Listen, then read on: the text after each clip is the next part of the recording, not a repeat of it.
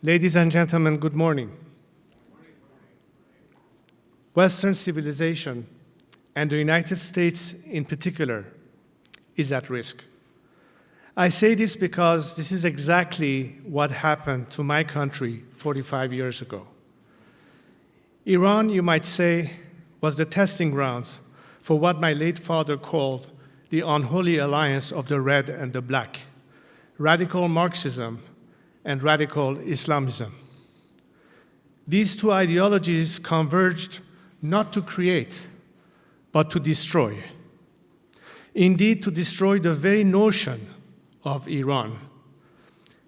As the Ayatollah Khomeini himself, upon his return to Iran, said, "Patriots are of no use to us.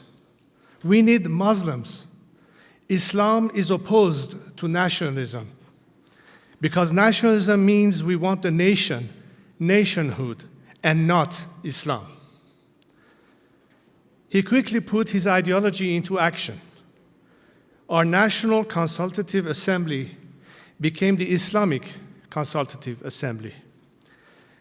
Our conventional national army was shunned in favor of the Islamic Revolutionary Guard Corps. The lion and sun symbol, which adorned our national flag for centuries, was replaced with Allahu Akbar. This united front of Marxists and Islamists took hold of my homeland, but was never satisfied with just taking over Iran, as these two ideologies do not believe in the concept, much less the border of a nation. Indeed, the Islamic Republic in Iran does not view itself as defending or limited to the borders of the Millat, or the Iranian nation, but rather the Ummat, or the Islamic Brotherhood. This expansion has gone far beyond the Middle East. Every day, we see graphic, distressing images of the consequences this regime's expansion has brought all the way to Europe and the West. From looting universities that were once the envy of the world, to supporting terrorist cells taking hold in Europe, to attempting to annihilate Israel, to expanding its criminal footprint to Latin America. This is not an accident. This is the Islamic Republic's political strategy. I invite you to read yesterday's statement and grave warning from the Director of National Intelligence on this matter. Sadly, this has all too often been ignored by many in the mainstream media and the fellow travelers who have come to dominate the commentariat class. Even this week, we are seeing this fifth column of the Islamic regime rear its ugly head in the media to try to convince you that the Islamic Republic's new president is a reformist. He is no such thing. He is nothing but a loyalist and lackey of this regime, and a proponent of its radical imperialist ideology. As he publicly wrote to the Hezbollah Secretary General, reiterating the regime's commitment to its proxies and their terror just this week. Indeed, the rise of radical Islam around the world can be traced directly back to the success of the Islamic Revolution in Iran and the establishment of this usurping anti-Iranian regime, backed by a minority and sustained through oppression and violence. The problem that began in Iran must be ended in Iran. But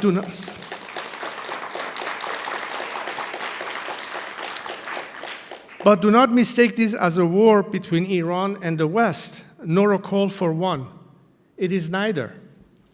This is not a conflict between nation states, but the war of a radical internationalist ideology on all nations, from the Iranian nation to your own. Indeed, it was the great and historic nation of Iran that was the first victim of this unholy alliance and of the resulting Islamic Republic. For 45 years, Iran has been taken captive, and my compatriots have been held hostage. They have been held hostage not by American sanctions or Western policies, but by radical Islamism. But Western political elites have indeed been accomplices, not only in my compatriots being held hostage, but accomplices in the crimes against your own citizens and nations. The chief accomplice of the Ayatollahs in their violent march to their global caliphate has been American political naivete about the true nature of this regime and European guilt and fears of Islamophobia. You do not have to fight the war against this poisonous and murderous ideology on your own, but you must be aware that it is waging war against you. I do have good news, because there is an army rising up against this poisonous ideology, this unholy alliance. That army is the Iranian people, the united Iranian people. Today, I come to you with a message from that rising army, that nation under captivity, those citizens taken hostage. The Islamic Republic may have taken hold of Iran, but it has never taken hold of Iranians' love of country. Today, Iran, inspired by our ancient history and our great civilization, is in the throes of a national revival, a national reawakening, a national renaissance. Iranians are proud, strong people with a proud, storied history, and are not willing to lose it to this unholy alliance. As my compatriots on the streets or at the tomb of Cyrus the Great chant, we will fight, we will die, we will reclaim Iran.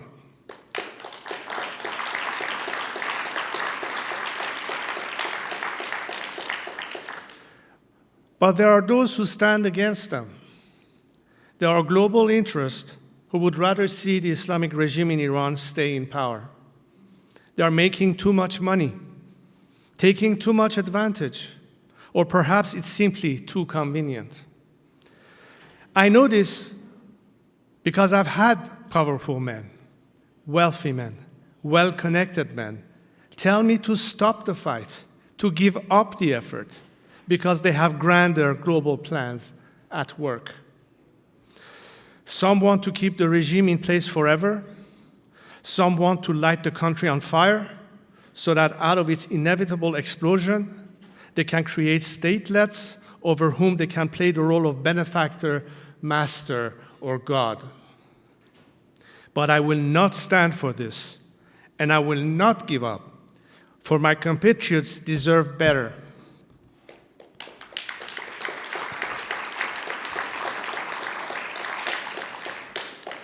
But do not be mistaken. This national reawakening is an Iranian project, not something to be cooked up in Washington, London, Berlin, or Paris.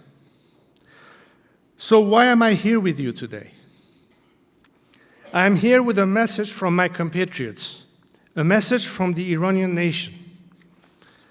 My friends, the people of Iran would like to see you in the United States as a partner. Their message is that they seek not an entangling alliance, but an alliance of shared values and mutual interest, one which will serve Iran's true national interests and your own. Indeed, Iran is one of the few foreign policy questions where the United States can squarely align its interests with its values.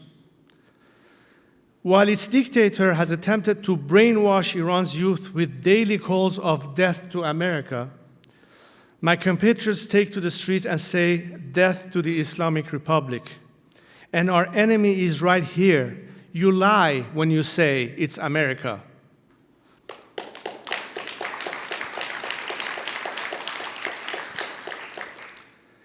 When the regime puts American flags on the ground, my compatriots refuse to step on it and walk around or jump over it. And this is not a new phenomenon.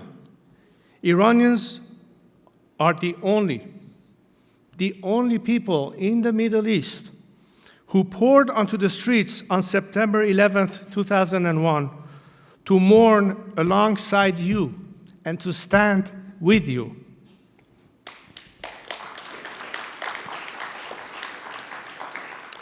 They have continued to see both their compatriots and yours killed in aimless conflicts the Islamic Republic has brought about in the Middle East. And they are offering you a solution to free yourselves of these conflicts, rebalance the region, and solve the issues of the Middle East with a Middle Eastern solution. Because while the Islamic Republic seeks to spread its radical caliphate across the region, my compatriots denounce this imperialism and respond with shots of neither Gaza nor Lebanon, my life is only for Iran.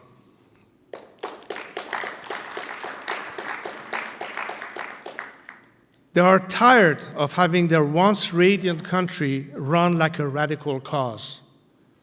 They want a government that cares for its own and does not spend blood or treasure meddling in foreign wars as it has in Syria, Iraq, Lebanon, and Yemen. They want to return Iran to being a nation state, as we have been for more than 2 millennia. How can all of this happen? My friends, we are not seeking your intervention. We are not seeking your charity. I am not here to ask for your permission to get rid of the Islamic Republic, nor am I here to ask you to do it for us. The true Iran, the ancient Iran, and the soon-to-be free Iran doesn't seek your patronage. It seeks your partnership. It doesn't seek your funding. It seeks your friendship, because our interests are aligned in the most unique of ways. So, as opposed to the growing threat of this unholy alliance of the red and the black, what, my friends, might a partnership with the Iranian nation look like? What will it look like when the sovereignty over our ancient nation is returned to its true sovereign, the Iranian people? Iran will once again be the anchor of peace and stability in the Middle East, so you can finally bring your boys and girls home from faraway lands, but with dignity.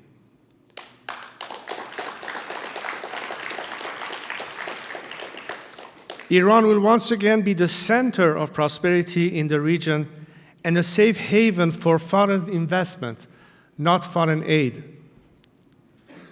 Iran will once again be an ally of the United States and a close partner of both Israel and the Arab states, and see the Abraham Accords hopefully grow to the Cyrus Accords.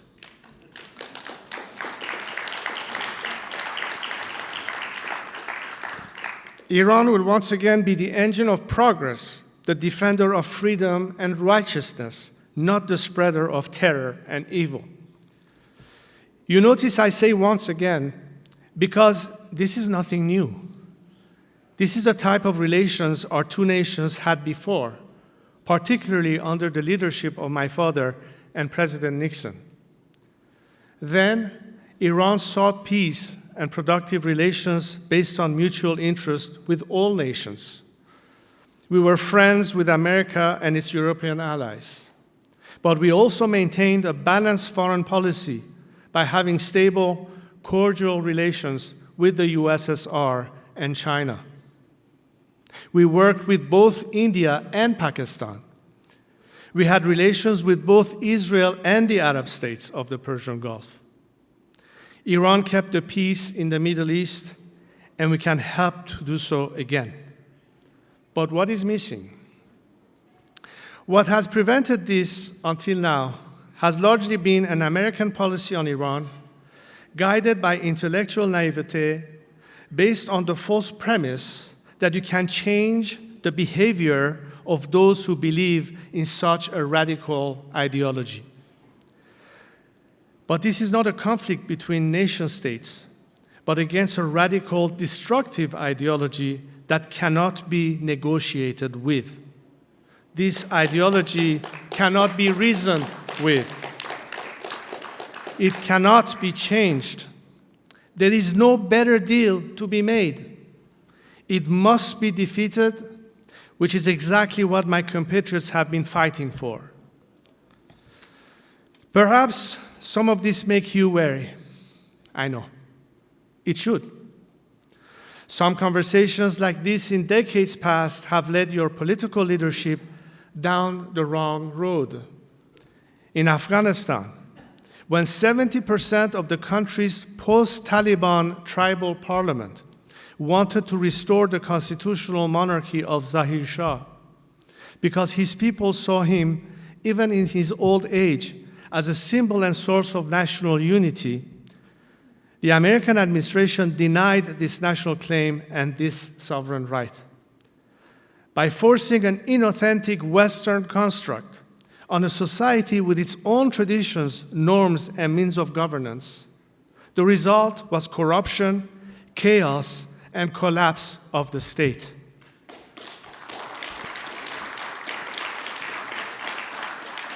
It was a devastating mistake, the consequence of which we continue to see today.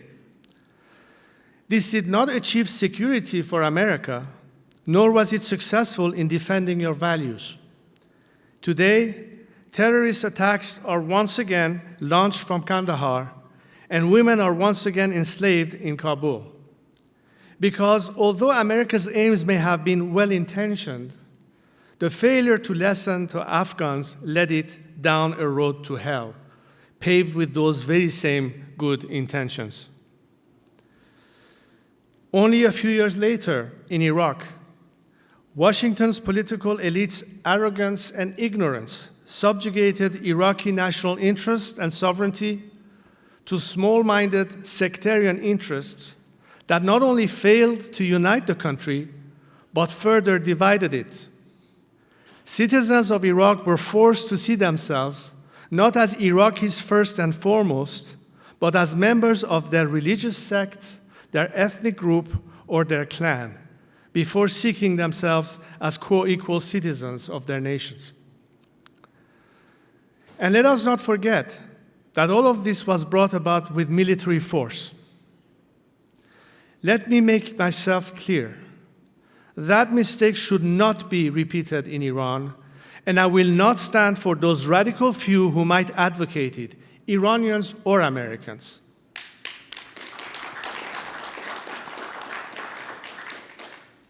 But there is another path to this partnership between these two great nations, Iran and America.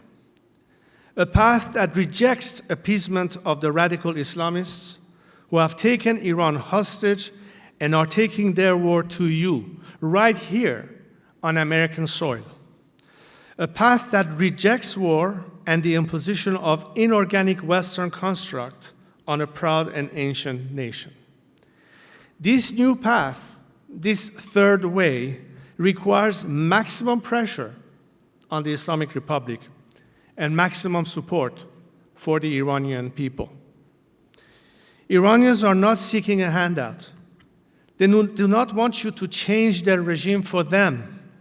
They are fighting on the streets and cities of Iran for their right to life, liberty, the pursuit of happiness, and to reclaim their most treasured inheritance, their nation.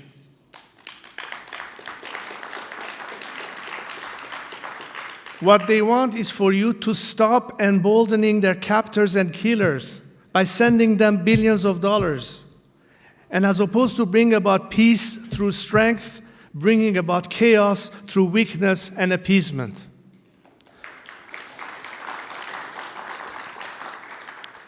My friends, you have a fight on your hands. But your fight is not with the nation of Iran. Your fight is with the radical ideology of the Islamic Republic and its defenders right here in Washington.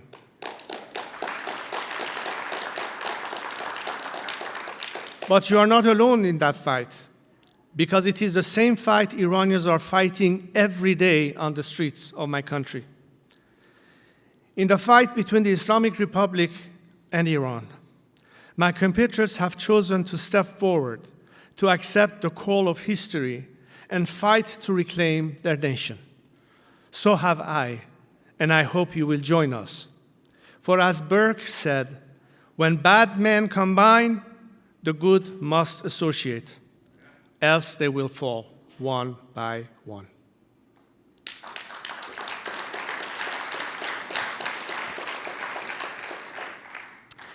Being with you just a few days after we celebrated America's Independence Day is quite fortuitous, because some 250 years ago, as he authored the Declaration of Independence, Thomas Jefferson did so, inspired by the values of the Iranian king Cyrus.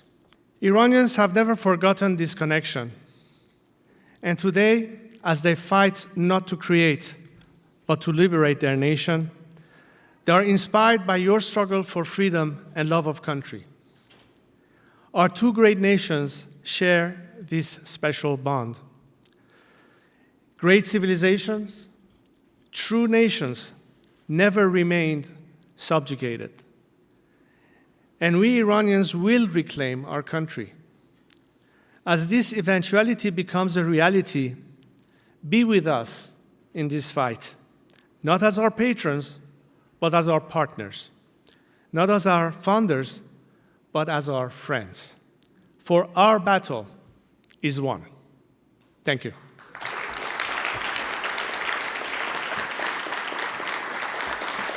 Thank you very much.